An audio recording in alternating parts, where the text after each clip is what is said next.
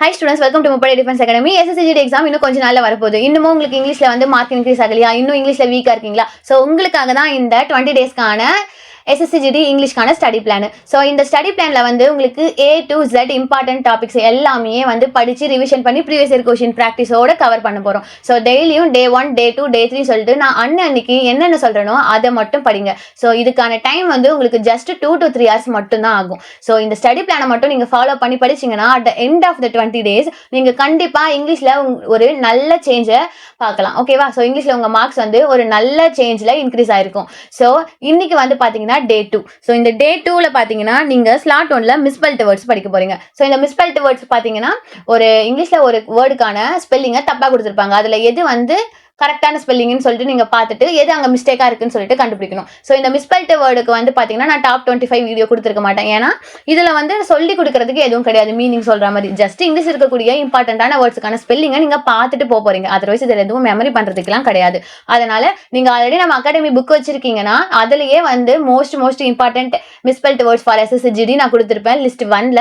அதுவே படிச்சுட்டு போங்க. அதுவே மோர் தென் எனஃப். அப்படி இல்லை நீங்க வேற ஏதாச்சும் சோர்ஸ் வச்சு படிச்சுட்டு இருக்கீங்கன்னா நீங்க அதையே கூட படிச்சுட்டு போகலாம். ஸோ இன்னைக்கு வந்து நீங்க மிஸ்பெல்ட் வேர்ட்ஸை படிச்சு முடிக்கிறீங்க. இல்ல நீங்க ஆல்ரெடி படிச்சிருக்கீங்கன்னா அதை ரிவிஷன் பண்ணி முடிக்கிறீங்க ஸ்லாட் 1ல. அடுத்து ஸ்லாட் 2ல வந்து பாத்தீங்கன்னா இன்னைக்கு நேற்று எப்படி ஒரு previous year question set solve பண்ணீங்களோ அதே மாதிரி இன்னைக்கு இன்னொரு previous year question set PDF நான் கொடுப்பேன். அதை சால்வ் பண்ணி பார்க்க போறீங்க. So previous year question set PDF solve பண்ணும் பொழுது உங்களுக்கு என்னெல்லாம் நீங்க மிஸ்டேக் பண்றீங்க, எங்கெல்லாம் நீங்க ரொம்ப டைம் டேக்கன் பண்றீங்க அப்படின்றதையும் நீங்க அனலைஸ் பண்றது ரொம்ப முக்கியம். ஸோ அதனால நான் ஒரு 20 நாளும் ஒரு நாளும் ஒரு PDF நான் கொடுக்க தான் போறேன். ஸோ அதனால நீங்க ஒரு ப்ரீவியஸ் இயர் கொஸ்டின் சால்வ் பண்ணும்போதும் கண்டிப்பா உங்களுக்கு ஒரு ஐடியாஸ் புதுசா கிடைக்கும். ஸோ அது உங்களுக்கு எக்ஸாம்ல ரொம்பவே யூஸ்ஃபுல்லா இருக்கும். ஓகேவா? ஸோ இந்த வீடியோ வந்து பாத்தீங்கன்னா டெய்லி டே 1, டே 3, டே 4 அப்படின்னு சொல்லிட்டு டெய்லி தினம் உங்களுக்கான வீடியோ வந்து பாத்தீங்கன்னா இன்ஸ்டாகிராம்லயும் யூடியூப்லயும் டெய்லி ஷார்ப்பா ஈவினிங் 5 PM உங்களுக்கு வந்துடும். ஸோ கரெக்டா ஃபாலோ பண்ணிக்கோங்க. டெய்லி நான் கொடுக்குற PDF வந்து சால்வ் பண்ணி பார்த்துக்கோங்க.